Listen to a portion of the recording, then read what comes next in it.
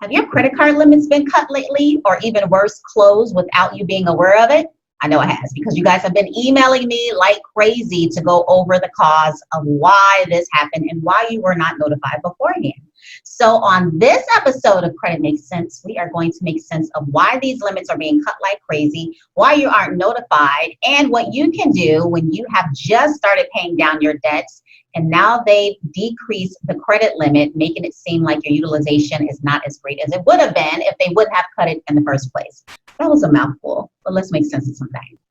Hey, welcome to Credit Makes Sense with Nativa, the Frugal Creditista, where we talk about money, credit, and everything in between. Super excited to be here with you today as we make sense of why are all of these credit limits being slashed. If you're new to my channel, hi, I'm Nativa, the Frugal Creditista. Please be sure to like, subscribe, and follow.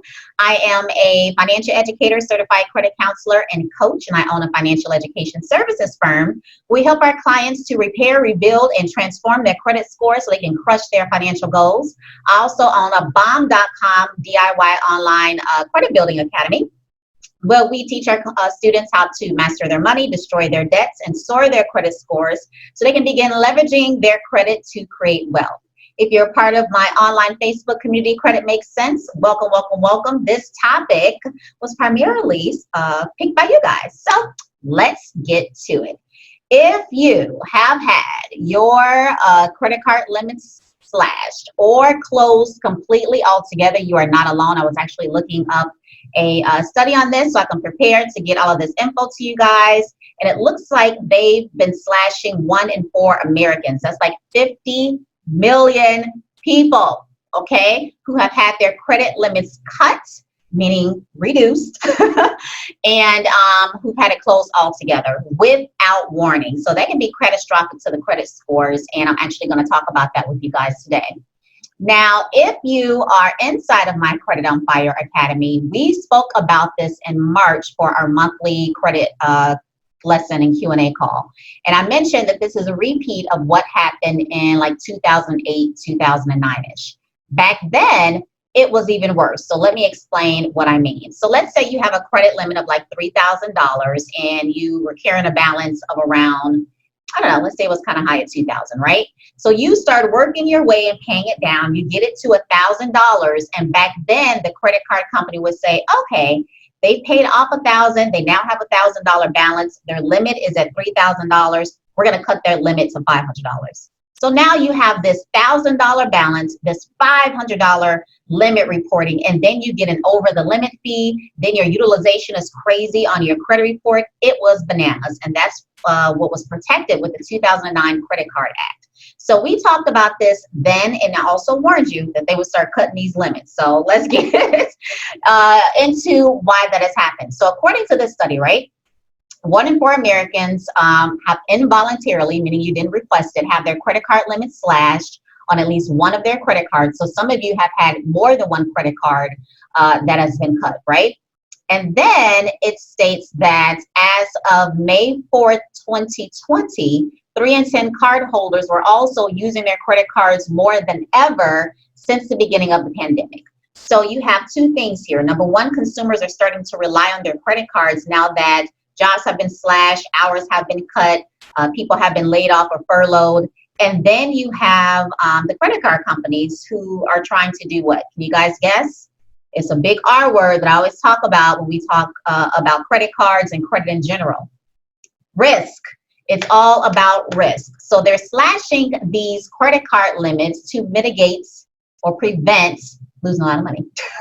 Because as people start reducing, income starts to reduce, they do start to pull on their credit line so that they can stay afloat, maintain, or even just for necessities and survive. Now, one of the things that I'm hearing a lot is I wasn't notified. I was never notified. I didn't know. Aren't they required to tell me about it?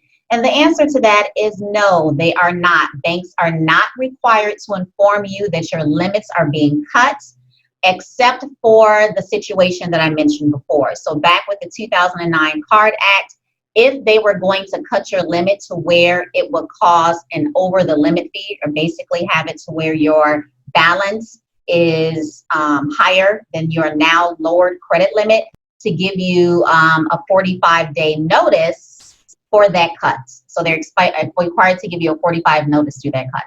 I know that we mentioned this in March. If you're inside of Credit on Fire, I mentioned to you the companies that are slashing like crazy. And back then it was just Synchrony Bank. Between March and April, they were basically, they announced it on a call. They have a call and you guys can Google it, but they pretty much announced that they were cutting some stuff, okay?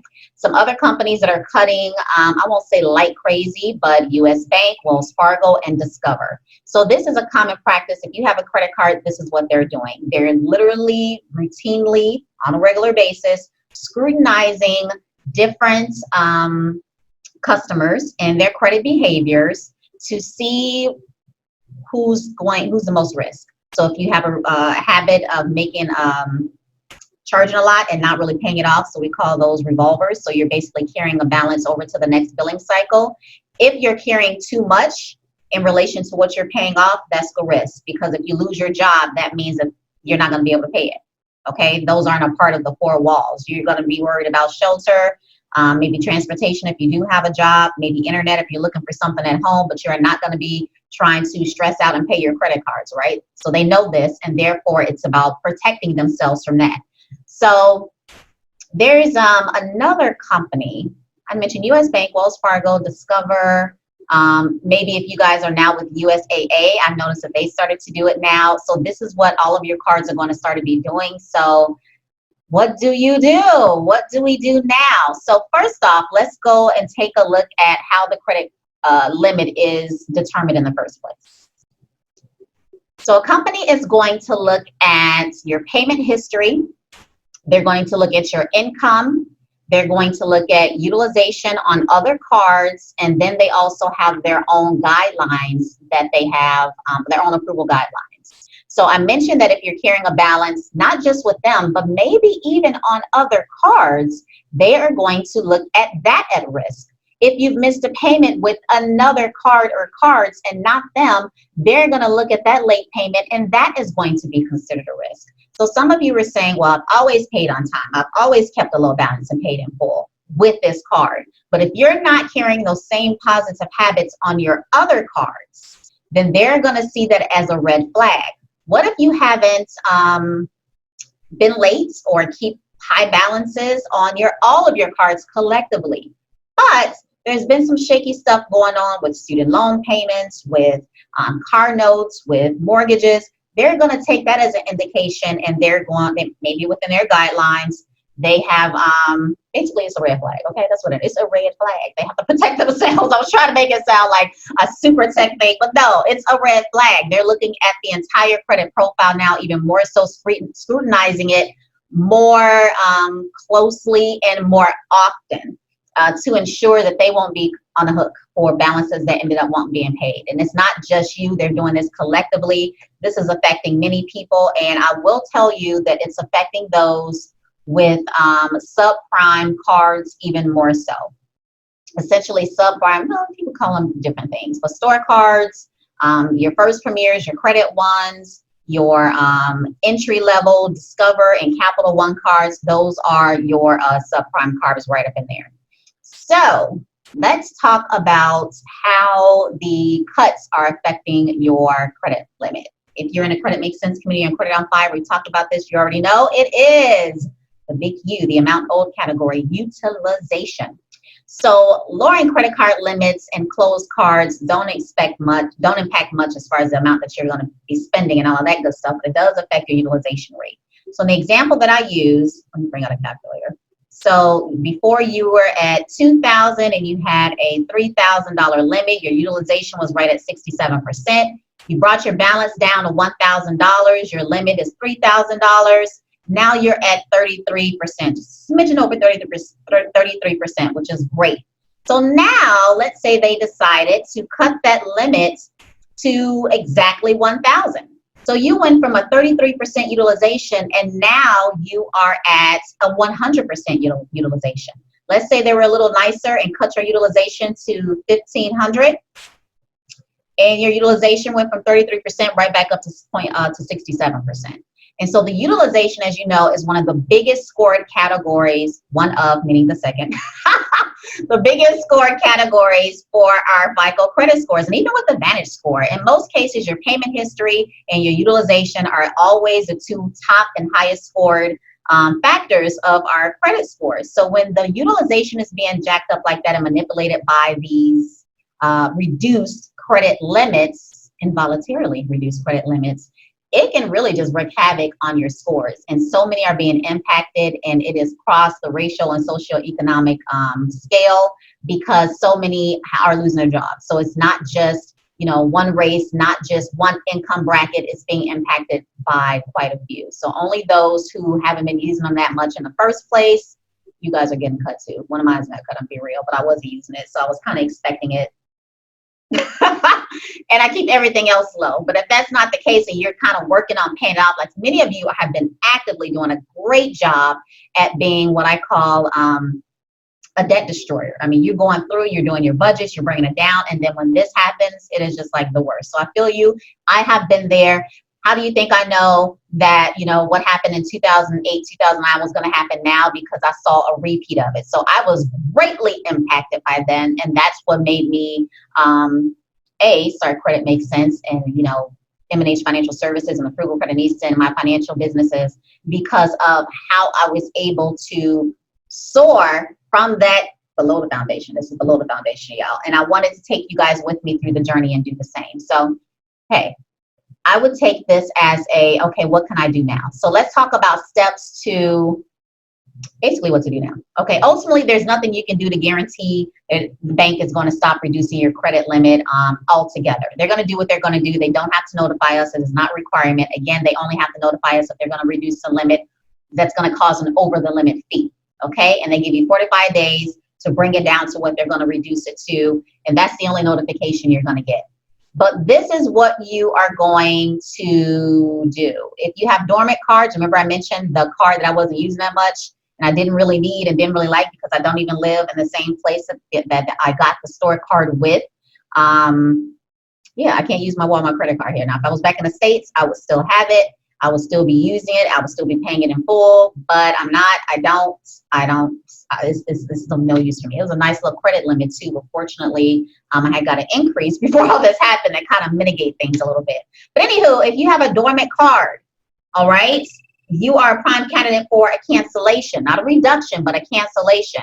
So if you haven't made a purchase in a while, then you should buy something small and cut it off and pay it off. I'm sorry, you should buy something small and pay it off immediately just to keep some activity on there. I actually did get a survey from Walmart before they closed it, so I was aware. And in the survey, it basically said, why haven't you used your card?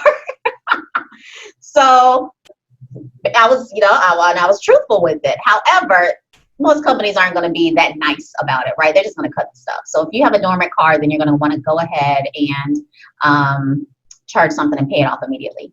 Next, you can ask the credit issuer to reconsider. If you've had a long relationship with them, that works best. I did have a client with a USAA and I believe I don't know if it was Wells or Bank of America, but one of those banks, she'd been with them for over a decade.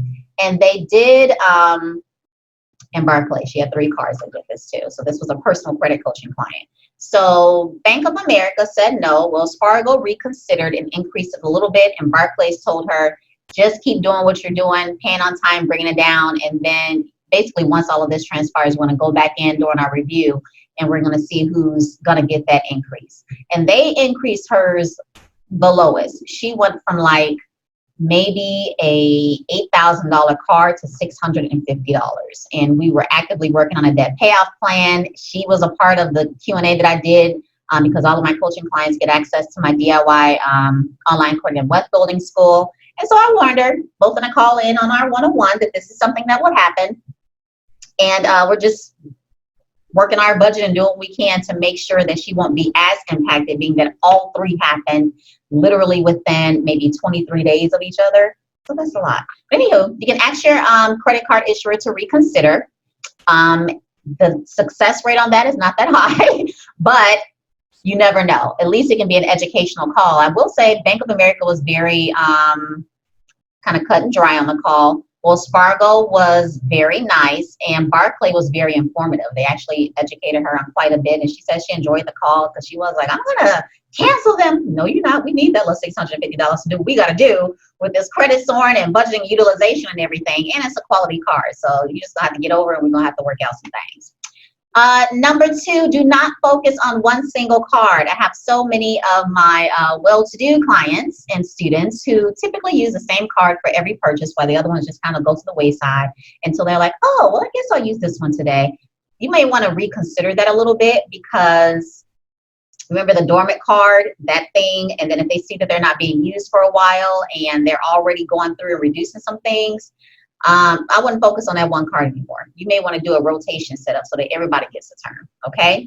Move your small recurring expenses to a dormant card. So I wouldn't have a balance on each and every card. So that's something I don't want you to do, because that can be negative in a FICO scoring model as well. And then so you have to make a decision on what would be more detrimental. How long has this card been dormant? Let's say you used one 2 months ago, you use one every month, you haven't used another one since January. Your January is the one that you want to focus on. And so you may want to move a small recurring expense on there, like a lot of people are moving away from cable. So people are doing Disney Plus and Apple TV and Netflix and all that stuff. They're Sling. That's what you may want to use for that dormant card. And then you may want to move something else recurring to, another card, so that maybe two are going. And then if you have something that you pay every now and then, like I know from my online DIY school, we have quarterly subscriptions, semi-annual and annual subscriptions. So if you have something like that, then that may be what you want to put on that other card, so that every 3 months, every 6 months, every year, year might be too long, but every year is being used for something on a recurring basis, and all you have to do is monitor it. This works best, the recurring automatic payment cycle, when you have an account dedicated solely for paying bills.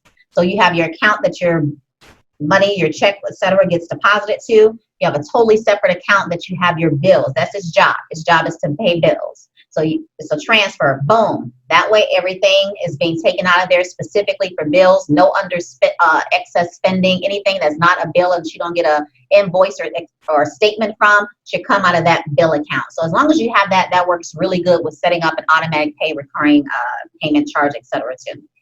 Now, you can also ask for a credit limit increase on another card. This works well for those who have solid payment history, pretty decent utilization overall. So when one drops, you still have a relationship with your other cards to ask for an increase. I know in March, April-ish, around that credit talk, we talked inside of my Credit on Fire Academy about calling and asking for rate reductions and for credit limit increases. I want to start them on a habit of doing this about every 6 months. Now, your success rate in an economy like this is not as good as it is when we're in a really solid and flourishing economy. But guess what? A lot of them did get great credit limit, interest rate. The interest rate decreases, even if it was temporary. Some got it for 12 months, some got it for 6 months, some got it for 9 months. But that was a lot of time to really put a dent on the balance, because now that even their minimum monthly payments were now being put more towards the balance and not interest. So that was dope. And some just got great credit limit increases, especially with Navy Federal, Capital One. Those are the two I remember right now. The Navy Federal and Capital One really came through when we did that exercise together around that time. Next, get another card. So this happens to actually quite a few of you who can stand to get inquiry. I always teach, don't have too many inquiries. That doesn't apply to cars, private student loans, and homes. You want to shop around, and the FICO credit score insulates you from getting hit with each individual inquiry for that. But if you have too many like personal loan and credit card inquiries, that increases your risk in a lot of creditors and lenders' eyes. So you don't want to do that if you've been already hunting around for stuff. But if you haven't been doing a lot of increases for the personal loans and for credit cards, it's the time to get you another card, and it'll replace the one that was knocked out of there. So, and they are still approving. They're just not approving for many credit card issuers. They're just not approving for as high limits as they were last year. Okay, so ever since January, I'll say February hit, those limits have not been as high for most consumers. And then keep credit in perspective. So some people are like, it was cut I'm upset about it, but you know what? I did notice that I was starting to spend on my credit too much anyway, so I'm gonna take a different perspective and just look at how I am managing my money. Oh my gosh, I love you guys, yay! Because this is what I teach you. I don't really believe that you should introduce credit into your finances until you have a solid budget management, money mastery system in place. And you have worked on your financial habits quite a bit. I've shared with so many of you guys that I am naturally a spender. I've put things in place to check myself when I notice I'm getting kind of on the wayside. I like spending money, but I also like more saving money and watching my money grow. There is nothing I like more than that, than creating money, making money, saving money, and watching it grow with as little amount of effort as possible. So I kind of flipped it from spending to, okay, let's see how I can make money here. Let's see how I can grow here. Let me try this out and see if I can do this. So keep credit in perspective and how it aligns with your overall financial goals, because credit, just like money, is a tool. I always see all these memes. What should you want, credit score or money? I want both. Why do I have to pick? I want both. Okay, so do you. And I would also advise something else is just to really be proactive. Right now we get credit reports free from annualcreditreport.com every single week. Go on there and really start checking that data. If you're using the free or paid credit monitoring report, set up alerts so you know what's going on, because another thing that's increasing right now is identity theft. As people become more desperate financially, you're going to see an increase in things. You're going to see an increase in scams. So be leery of all these calls that are going around. But that's essentially, you know, what I wanted to go over with you guys. Hopefully we made sense of everything. If you have any questions, post under the video. If you're looking to connect with me, work with me, all of my information is below. Make sure you share so that we can help others make sense of the things. I literally have seen this question somewhere everywhere. So I wanted to make sure that we addressed it, made sense of it, and you had some tools with you that equipped you to go ahead and make some dope financial moves, knowing that this may have transpired. So chat with you later. Bye.